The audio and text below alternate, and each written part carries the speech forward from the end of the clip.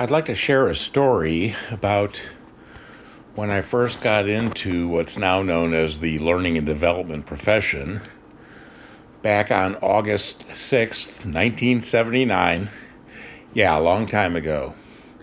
So I had just graduated with my degree in radio, TV, film from the University of Kansas, and the company that I was working part-time for as an inside salesperson in Lawrence, Kansas, sent me off to the headquarters of Wicks Lumber in Saginaw, Michigan, to join their training services department, a department of 10 people. I was the 10th to join. And my boss and coworker were recently new to the organization as well. They'd been there about 2 weeks before I was. And I had interviewed for a job in the video production part of the organization, but was rejected by that manager because I came on a little bit too strong when asked what would I do if I disagreed with him. Well, I told him that I would explain my disagreement, but that I would then salute, having spent 3 years in the United States Navy, I would salute him and then carry out his request. But I wasn't going to sit silently by in disagreement with any direction that he had given me. Well, that was a little bit too strong for him, according to the Vice President of Human Resources, who told me the story later on. But the Vice President had told me that he wanted me to come and work for his organization because 3 of my managers back in Lawrence, Kansas, had recommended me to him when he had announced at a company management meeting that they were going to be converting their training media from 35 millimeter slides with audio tracks to video. And those 3 managers knew that I was getting my degree in radio, TV, film.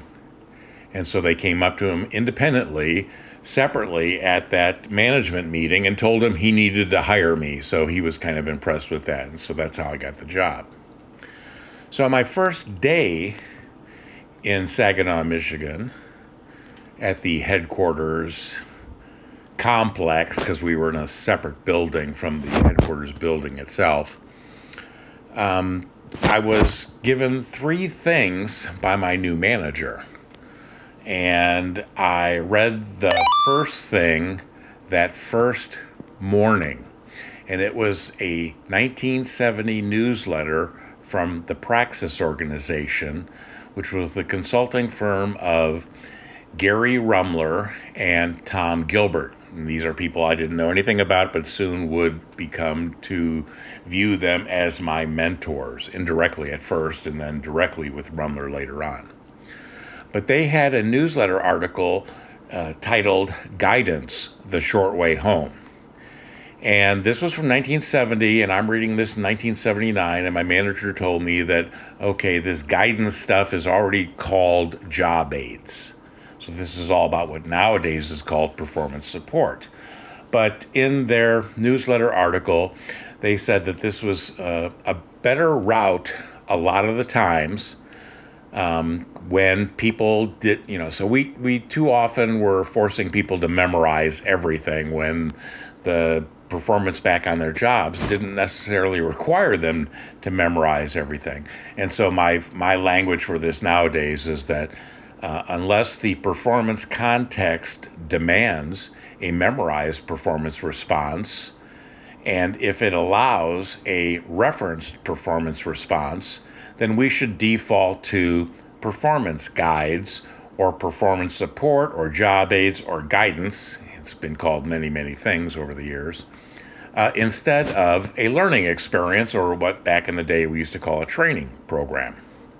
And that's what my managers told me. This is what we're going to do. We're not going to do training. Yeah, we're the training services department, but we're not going to do training. We're going to do job aids instead. Well, our clients hated that when we first proposed that and produced job aids instead of training, and they forced us to produce training, and so we did sneaky trick number 47, which was simply to embed job aids into the training. So we gave the trainees, the learners, what they needed, and we gave our client what they wanted. The clients really needed and wanted performance improvement back on the job, but their mental model was such that they saw this as kind of an educational endeavor where we give information and we test people to see if they have memorized it. Well, so I was oriented to this concept of job aids or guidance immediately on day one. Now, in the United States Navy, I had used such guidance or job aids, if you will, to perform preventive maintenance on things that were associated with the closed circuit television system that I ran on board my ship, the USS Okinawa. So I was familiar with the concept, and I thought, yeah, I could have never have remembered all those preventive maintenance steps and tasks that I needed to perform. And so this made great sense. So, that was a kind of a no-brainer. And it was a short article, and I read it the first morning that I was there. So they gave me two more things, and one of those was a book by Robert F. Mager, known as Bob Mager, and Peter Pipe. And this was analyzing performance problems, or they really ought to wanna. And what I learned in this book, which I read my first night in Saginaw, Michigan, staying at the hotel because my wife and my life hadn't caught up with me in Saginaw, Michigan. They were all still back in Lawrence, Kansas. But what I learned from that book was a diagnostic, they had a diagnostic model in there. I thought of diagnostic thinking that one had to do when given a request for training or nowadays learning experiences.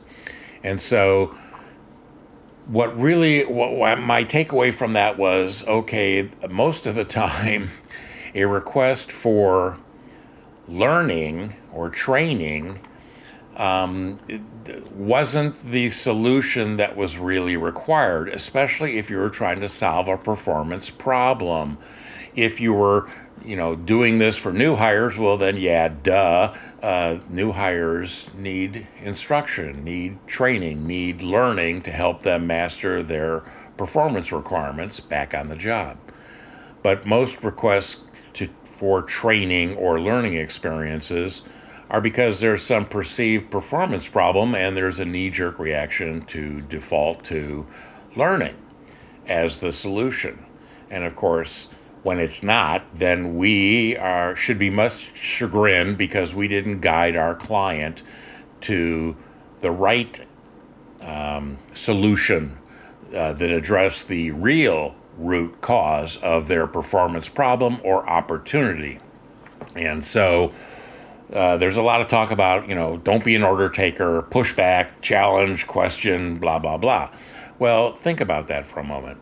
No client wants to be challenged when they come to you, a learning and development professional, in a learning and development function that's really a support function. You are there to support the enterprise with learning that helps people learn how to perform, how to master their performance, etc. And if we push back without having any data that tells us, yeah, this is one of those cases where, learning isn't the solution, what I learned from my mentors, and that was articulated back in 1983 and 1985 by the late Joe Harless, was to say yes to a request and then conduct an analysis. And in my words, let the analysis data chips fall where they may. And if we are uncovering what the gaps are in performance and what the root causes are, we may discover, as the late Gary Rumler had put it back in 1981 when I joined Motorola and got a chance to work with him, it could be the process itself. The process itself is faulty. He would ask, is there a process? Well, yes or no. If there is one, is it being adhered to? Well, yes or no. And if it's not being adhered to, why? And so it could be that the process is faulty, people have found a better route, a better way to do things, and maybe that's causing problems, or maybe that's actually okay, but we see that they're not following the process, and so we think we've got a problem.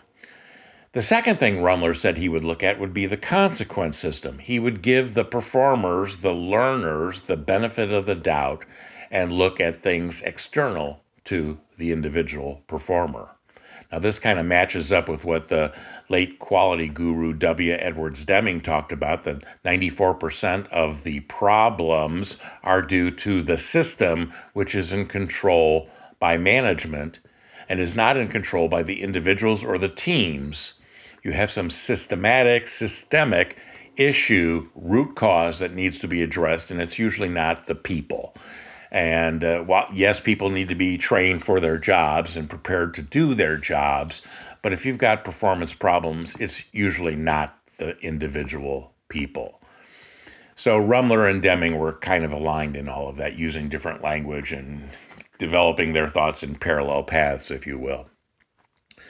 So the Mager and Pipe book was extremely important in that it gave me this view of, yes, so you get a request, you need to do your due diligence, which can be called analysis or discovery, because people are fearful of analysis paralysis. So some people have found it necessary to use different words to basically mean the same thing, or hopefully the same thing, where you analyze the situation, the performance requirements, you identify the gaps, and that can help you identify, well, what are the causes of those gaps? And if it's a knowledge and skill deficit by some people or all people, then you can begin to address that by doing an analysis of the enabling knowledge and skills once you have the anchor of both the ideal performance or the desired performance and then the gaps against that. And so those two sets of data, the ideal performance and the gap analysis, can help you systematically derive the enabling knowledge and skills. And I've been doing it basically this way since 1979. The format of how the data looks when you've gathered it and reported out, that's changed over time due to the advancements of technology, going from typewriters to IBM Selectric typewriters to computers with dot matrix printers to all the newfangled stuff that we have nowadays. So that was the second thing. The third thing I was given was a book from the year earlier, from 1978. Thomas F. Gilbert wrote a book titled Human Competence. Now, Gary Rumler and Tom Gilbert were business partners at Praxis through this late 60s into the late 70s. And Rumler kind of was focused on the organization performance, and Gilbert was kind of focused on individual performance. At least that's how Rumler put it to me. And I didn't know Tom Gilbert personally. I've met him several times at various conferences and such, but I had a working relationship with Gary Rumler. But so Tom Gilbert's book, Human Competence, has a lot of takeaways in it. It was a very tough read for me. I started it on the third time I got through it, because I had to set it aside because it was just too academic for me and a difficult read. But there were many, many valuable takeaways from that.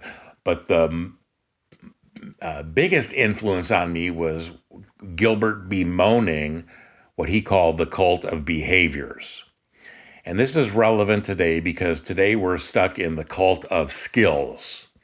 Previous to being in the cult of skills, we were in the cult of competencies, and before that we were in the cult of behaviors. And even Bob Mager said in one of his books from 1970, it was wrong of us to focus on behaviors in the 60s. We should have been focused on performance. So there was an enlightenment that happened with many of the thought leaders in basically programmed instruction or instruction, then training and development, and now learning, that we should be focused on the ends. We should begin with the end in mind and not begin with the middle in mind. And by that I mean begin with the terminal performance, the outputs that are produced and the stakeholder requirements. And of course, when you meet those requirements, you have good outcomes. And when you don't meet those requirements, you have poor outcomes. And so, yes, outcomes is a part of it, but people are not producing outcomes. They are producing outputs, producing deliverables, widgets, or they are rendering a service, and that then either meets the stakeholder requirements, the customer, the regulators, management, suppliers, the community, etc., lots of stakeholders. And when we meet them, we have good outcomes. But it's really all about people are on the payroll to produce outputs. They produce outputs by performing tasks, both cognitive tasks, the thinking tasks that parallel the doing tasks, the behavioral tasks that we can observe, we can count, we can measure those, but we can't the cognitive tasks. So the cognitive task analysis is really, really tricky, and I do behavioral task analysis first to see, what can we observe, what can we see, and then we go back and circle back to the beginning and try to figure out, okay, so what do you have to think about as you're doing, before you start doing those tasks, as you're doing those tasks, and after you've done those tasks, to tell you, whether you've done that correctly, well enough so that you can move on to the next set of behavioral tasks and cognitive tasks. But so this concept of the cult of behaviors is been a phenomena that's existed throughout my 40-some years now in the profession. We have, for too long, focused on something in the middle. I think it's got a lot to do with the fact that we have an educational mindset. Our clients, our stakeholders have an educational mindset that if we give people information and make them practice it or do something with it, that they can show us that they have it memorized, that's what we're doing. And with behaviors, it's, can you learn something and then can we see it applied? But too often we're doing this in an educational manner rather than a training manner. And in an educational manner, we don't know exactly what your application is, so we pick some sort of scenario that seems reasonable, and you practice behaviors in that kind of a setting, in that kind of a context. And it's not necessarily authentic to the learner's context back on the job. So we are sometimes doing things that would be called FAR transfer versus new transfer. If we were training me, Guy, on the job, that's near transfer. You can't hardly get any nearer than if you're actually doing the real work and being coached through that and being taught how to do that, and you're learning how to do that because it's the real work. So when we start moving away from doing real work, simulated real work is different. We can back up away from real work way too far, and so that it becomes FAR transfer. And it's unlikely then to transfer back to the job when we've helped people learn things via FAR transfer, and they go back to the job and they struggle because it's not quite how they learned it. It wasn't in the same kind of a setting. It wasn't authentic enough. And we do that because it's a one-size-fits-all approach, which is a lot cheaper than to figure out the authentic application of things like planning or communications or active listening. And so too often we are trying to be more efficient, but we've totally given up effectiveness. And this notion of learning, to me, it's an umbrella term. There are multiple types of learning. There's enterprise learning, corporate learning, whatever. It's got a whole bunch of names for itself, but it's about the learning that's required to support the enterprise. So then there's educational learning where I'm trying to get a degree or certificate or something like that, but it's not necessarily authentic to, I'm learning about spreadsheets, but it's not how I'm going to use them on the job. I'm learning about active learning, but it's not the active learning kinds of scenarios, situations that I'm going to find myself back in the job. And we're hoping that, Guy learns this and can figure it out when he gets back to the job. The late Bob Mager, back in the mid-'80s, I was at an NSPI conference, which is now ISPI, but he said, why are we arguing about the difference between education and training? We're still doing this after all these years. And you already know the difference. And his little story was, imagine your kid goes off to college and writes home, because this is the mid-1980s. They write home and they tell you that they're taking a sex education course. Well, okay. Or they write home and tell you that they're taking a sex training course. Well, the entire conference erupted when he said that, of course. And he said, see, you already know the difference. So when we talk about training, it's different than education. When we talk about learning in an enterprise context, for the most part, not always, but for the most part, it should be near transfer. It should address how to apply the educational content to Guy's or Susie's or Teresa's work processes, known as workflows. The quality movement called it work streams. Again, lots of different language for this. And we need to help our learners not only learn things, but learn how to apply them. And if they have more than one application, if they're pretty similar, then maybe we only need to teach them one application, and they'll figure out it'll be an easy segue from the first application they have to the second. But if the second application is very different than the first, then we need to address both types of applications for whatever it is we're trying to help them learn. And there's been a lot of complaints about the language of training, and we only train dogs. Yeah, we'll tell that to the Marines.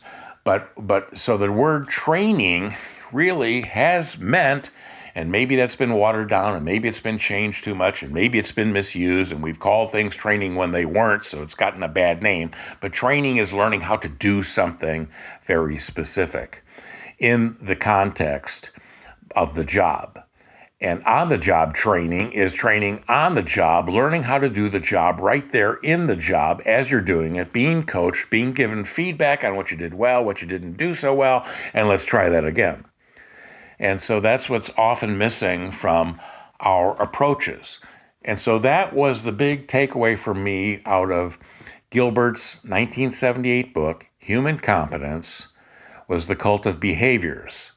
So I've made t-shirts up that say the cult of performance in learning and development, because that's what I've been all about in my career. I've been focused on the terminal performance, the tasks necessary to produce outputs that were worthy, that met the stakeholder requirements, that led to good, positive outcomes. And as in the twilight of my career here, I'm semi-retired or really retired, I'm not sure which.